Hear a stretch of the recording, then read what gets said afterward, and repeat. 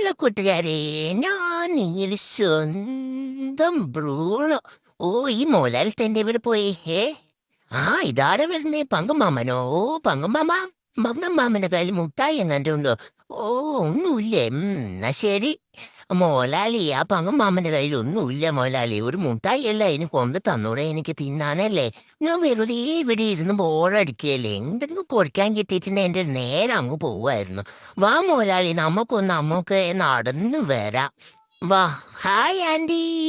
ഞാൻ അകത്തിരിക്കട്ടെ, ചൂടെടുക്കുന്നു. ആന്റി ഒന്ന് ഫാൻ ഇട്ടാട്ടെ. ഓ എടി, എന്റെ മോലാളി വീട്ടിൽ ഞാൻ ഇവിടെ ഇരിക്കട്ടെ. ഓ, ഈ കുരിപ്പിനെ കൂട്ടാതെ വന്നാ മതിയായിരുന്നു. എന്ന സമാധാനത്തിൽ അവിടെ കിടന്ന് കുറച്ച് കാറ്റൊക്കെ കൊണ്ട് കഥയൊക്കെ പറഞ്ഞു വരായിരുന്നു. ഓ, എന്റെ ആന്റി, ഈ മോലാളി ഒന്നിനും വിടില്ല. ഈ കുരിപ്പിനെ കൂട്ടാതെ ഞാൻ പിന്നെ എങ്ങാട്ടും വരാം കേട്ടോ.